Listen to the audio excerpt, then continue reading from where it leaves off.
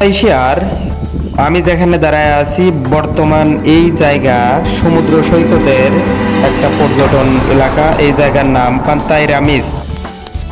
Hello guys, আসসালামু আলাইকুম। কেমন আছেন আপনারা সবাই? আমি মোহাম্মদ হাসান আলী ওরফে হাসান ভিডিও সেজবি।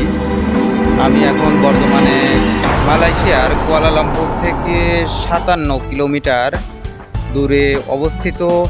এর নাম পোর্ট কেলাং ট্যুরিজম অ্যাট্রাকশন। এই জায়গার নাম আপনারা দেখতেই পাচ্ছেন। এখান দিয়ে আপনারা এখন দেখতে পাচ্ছেন একটা বোট যাচ্ছে আমার পিছন দিয়ে, আপনারা দেখতে পাচ্ছেন। তো মালয়েশিয়াতে আপনারা যদি ঘুরতে চান, অনেক সুন্দর সুন্দর জায়গা আছে। অবশ্য আপনারা যারা মালয়েশিয়াতে থাকেন তারা অবশ্যই জানেন মালয়েশিয়া দেশটা কত সুন্দর এবং কত পরিচ্ছন্ন একটা দেশ, পরিষ্কার পরিচ্ছন্ন দেশ। আমি বর্তমানে সমুদ্রের ধারে অবস্থান করছি, আপনারা দেখতেই পাচ্ছেন। এখানে আমার বন্ধুর সাথে মাছ ধরতে আসছি, মালয়েশিয়ান। তো আপনারা দেখতে পাচ্ছেন আমার পিছনে, আপনাদের জুম করে দেখাচ্ছি। এই সাইডে আপনারা দেখতে পাচ্ছেন মাছ ধরতেছে অবশ্য মালয়েশিয়ান সাওয়ালপাল। আর এখানে গাছ আছে, জানি না এটা কি গাছ, অবশ্য পানের মধ্যেও রয়ে গেছে। দুইটা গাছ মরছে আর অনেকগুলাই দেখতে পাচ্ছেন যে বাকি আছে। এটা নদীরলি পার, আপনারা দেখতে পাচ্ছেন এটা নদীর কিনারা। এখান থেকেই নদীর শুরু। চলুন আমরা হাঁটতে হাঁটতে নদীর দিকে অগ্রসর হই। আমি ফার্স্ট টাইম যখন এখানে আসি 2019 সালে হবে, 2019-এর ওইদিকে, তখন এইরকম ছিল না এখানে পুরাটা। এখন যেমন পাথর ফেলাইছে, এই পাথরগুলা ছিল না, মাটির মতো ছিল। কিন্তু এই যে সমুদ্রের ঢেউ আছে, এই ঢেউতে মাটিগুলো মনে করেন যে চাপ চাপ ভাঙিয়ে যাচ্ছিল।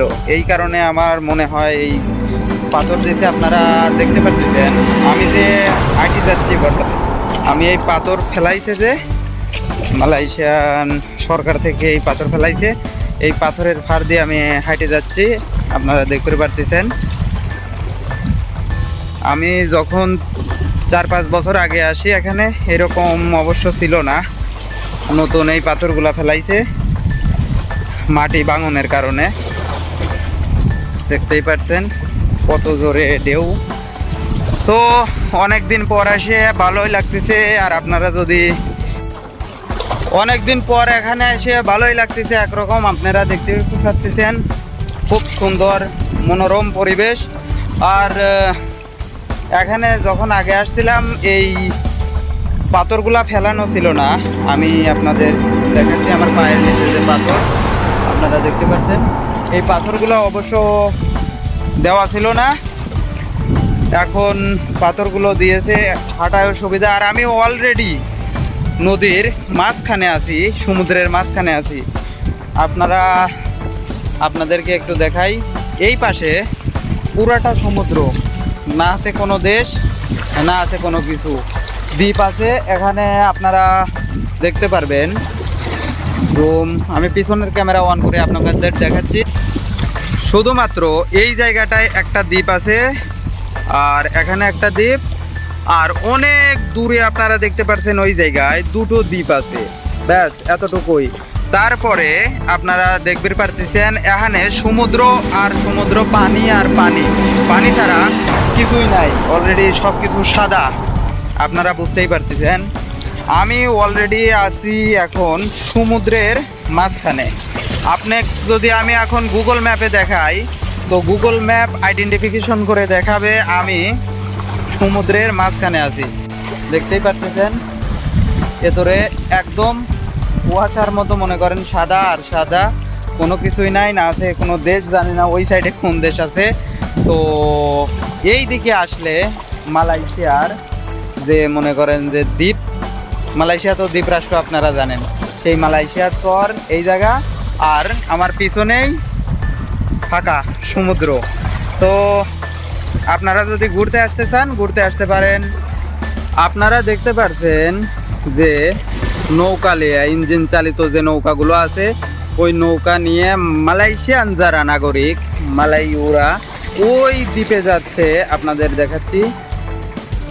ওই দ্বীপে যাচ্ছে অথবা ওই দ্বীপেও যায়, আমার বোধ হয় ওই দ্বীপটাতে যাচ্ছে তারা মাছ ধরার জন্য। আপনারা দেখতে পাচ্ছেন ইঞ্জিন চালিত নৌকা নিয়ে এরা যাচ্ছে। বর্তমান এখন বাজে মালয়েশিয়াতে আপনার 7টা 12 মিনিট। তো এরা সারাদিন মাছ ধরবি, মাছ ধরার পর আপনারা দেখতে পারবেন সকালে ওই দ্বীপেতে আবার রওনা দিবে। এই সারা রাতের খাবার এবং যা কিছু লাগে পোশাক আদি সব কিছু এখন নিয়ে যাচ্ছে। তো এরা ওখানে সারা রাত থাকার পর আবার এই মালয়েশিয়ার এই ভূখণ্ডে ফিরে আসবে। খুব মনোরম পরিবেশ, খুব সুন্দর দৃশ্য। তো বলুক আজ এতটুকুই, আশা করি আপনাদের ভালো লাগছে। Bye bye, tata.